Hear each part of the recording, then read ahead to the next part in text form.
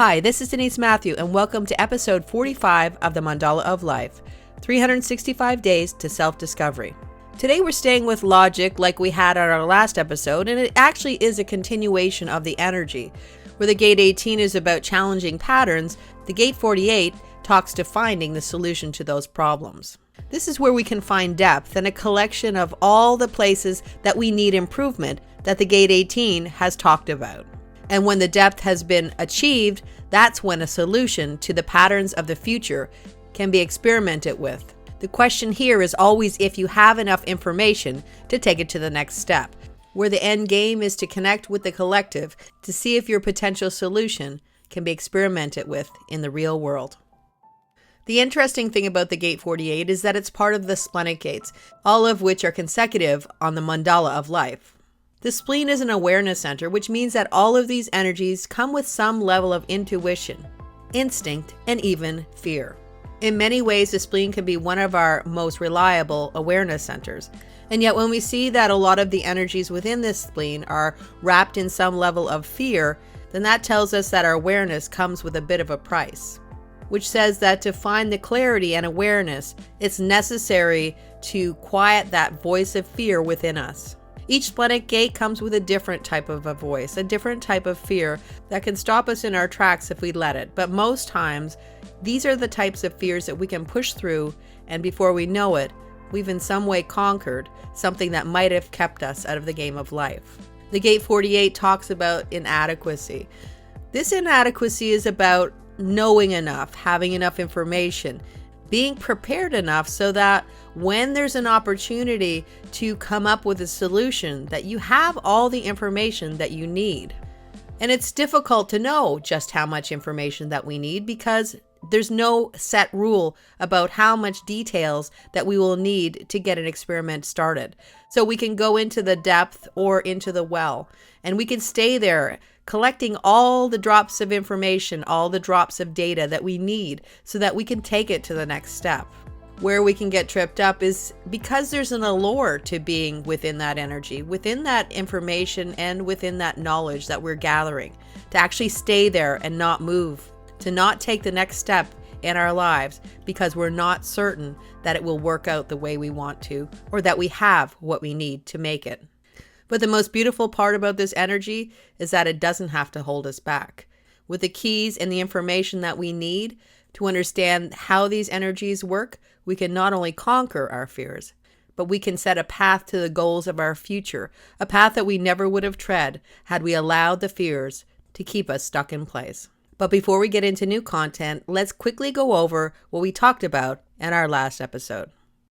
In our last episode, we talked about the gate 18 and how it's logical collective energy.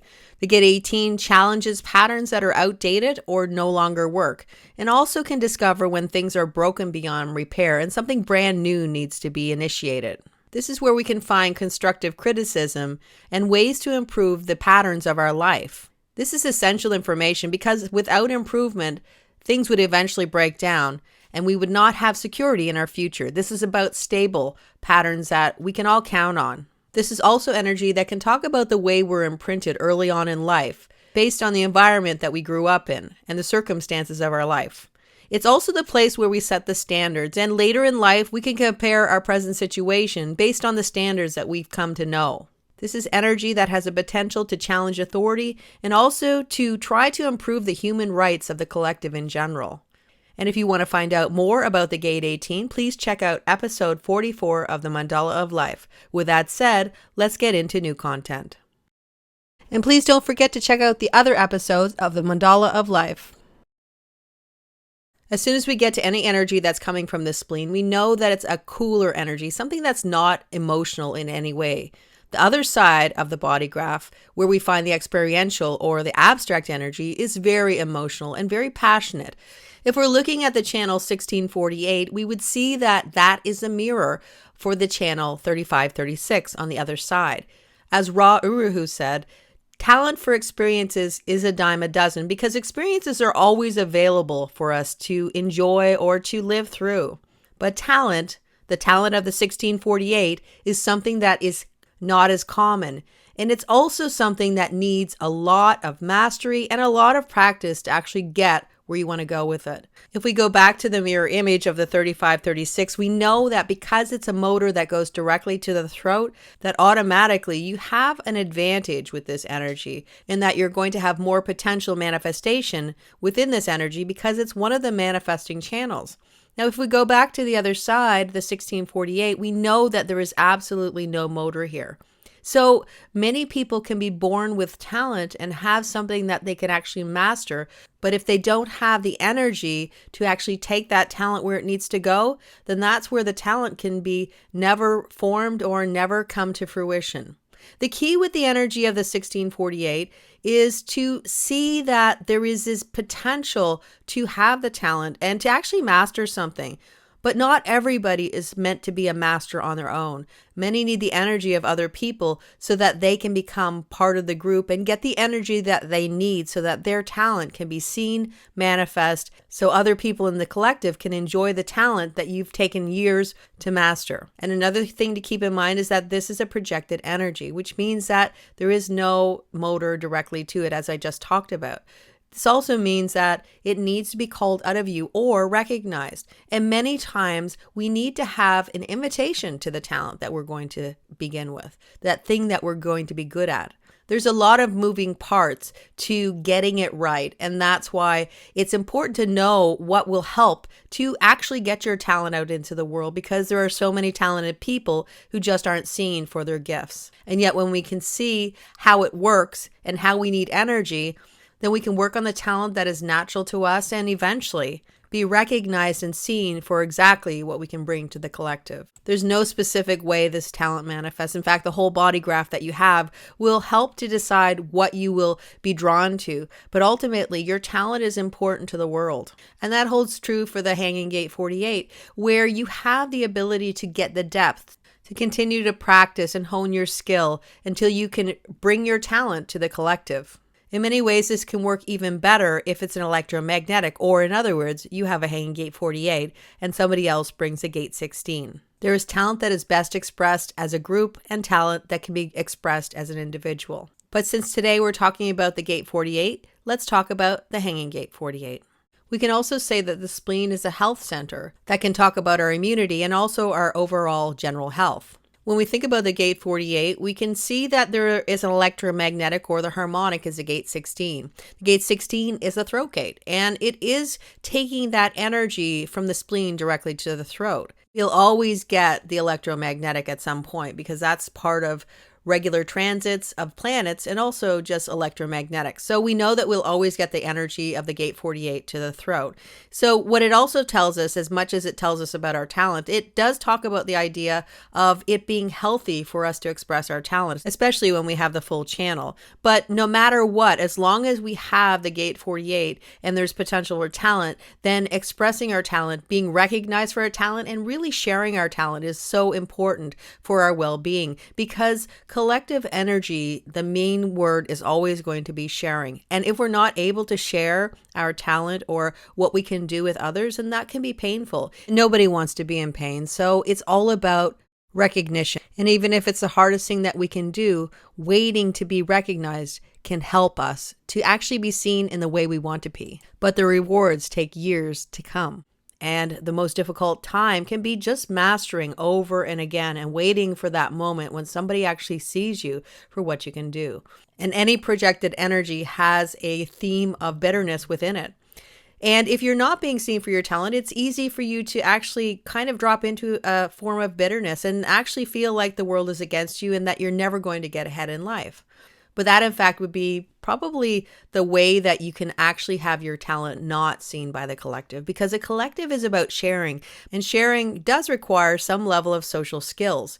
It does require us to smile. That's one of the key things. Just smiling can sometimes be one of the things that takes us to the edge so that people can actually recognize the talent that we have within us. Our aura will always talk and say that we're ready to have something new show up. But what is our aura saying? And that's the key. If our aura is saying that we're bitter and frustrated and that we just don't feel seen and we never will feel seen, well, that's what we got.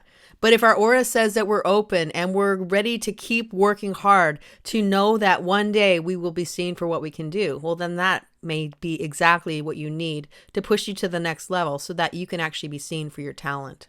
As I said before, there is fear within this energy as well. And it's, do you have enough of what you need to take it to the next step, to show the world what you have? Because being out in the world, showing the world your talent, showing people what you can do can be very frightening. Because what if you're rejected? What if people don't understand what you have to give? And that kind of fear can hold you back, where you just don't want to show the world, and you can be the most talented person in the world, and yet you're behind closed doors, hiding away because you're scared to actually step out into the limelight, to actually step out onto the world stage, to actually be seen. There are no guarantees about how you'll be received, but all that you can hope for is the best. And just to actually step out into the world, to know that even if you don't feel like you have enough, you probably do, because that's the energy of the Gate 48. We usually have much more than we ever give ourselves credit for. We've usually done so much more research, mastery, and done the things that we need to do over and again so that we finally have become masters in a lot of ways. But ultimately, because it is logical energy, we'll always see the deficiencies or the things that we're not getting right or we don't do right. But not everybody else sees it like that. And that's something else to keep in mind. Being open to being discovered, being open to the world seeing your talent. Of course, there's going to be times of frustration and even bitterness. It's part of being human. We're always going to go up and down. We're going to oscillate in how we feel. But if we know anything about life, it's that it changes all the time, and how we feel can change and go from one side to the other. And that's okay. It's about finding balance and knowing that there are going to be times and bumps in the road that don't feel amazing, but to continue to keep pushing forward, because that's what mastery is. That is what logic is about. It is about getting up another day and doing the same thing over and again until finally you become a master. And it doesn't mean that you'll stop trying to improve on what you do, because that's part of logic as well. We're always going to be trying to improve things, no matter how good we are. This is the 11th gate of the Quarter of Duality, where purpose is fulfilled through bonding. For the most part, when we have the Gate 48, we can like to collect information, and sometimes it could be just trivia, something that doesn't really have a lot of value in the real world, but can have some kind of fun or interesting aspect to it that maybe we like to collect. And that's perfectly fine, as long as we're also collecting data or things that are vital to where we want to go in our life. And ultimately, that's the key. Something that's important to us, something important for us specifically that we can take towards our future to kind of achieve our goals based on the information that we're gathering. And if that's trivia, because you want to go on a game show that talks about trivia, then that's perfectly fine. It's basically collecting the information that's important for you, rather than just a bunch of information just to have kind of in your storage tank and not really have use for. There's also intuition here, and the intuition here is to kind of understand that a pattern might have potential to work, or there is a solution that seems more viable, and also an ability to see the vital information or the important parts of a puzzle so that you can collect that, so you'll know that it's actually going to be something that's vital for you in the future. So that's an intuitive hit that you can get as well. And anything that is logical has some potential to predict the future, and usually it's on the patterns. The patterns can repeat in a certain way, or there's a predicted way that they will express themselves so that you can actually see what the future may look like. And no matter what, if we look at the I Ching name, the well, we know that there's going to be depth, and there's always going to be some level of collecting of something. Basically something of value, or something that you feel has value. And for more information about the Gate 48, you can check out my video called The Element of Fear, the Splenic Gates, and I'll leave the link below. And to finish this in an unusual way, I'm going to add in a mantra, or you could say a poem, that will talk about the idea of when we feel inadequate, or when we feel that we're not maybe good enough, or maybe we're not ready to move forward. And this can really talk to a lot of the energies within the spleen. And I think that although it can work with the Gate 48, it can work with a lot of the other energies. So I hope you enjoy it. There's a feeling of anxiety and inadequacy. Am I enough? Do I know enough? Am I ready? Can I step into the light? What will happen if I step into the light? The darkness is easier. It's less scary because being hidden feels secure and good, but there's a niggling that buzzes a message that it's time to step forward, and all the things that you worry about will slip away. The light is warm, and there's a freedom that allows you to believe that it is safe. Of course, there will be fear and anxiety that will wrap its fingers around you and never let go until you say so.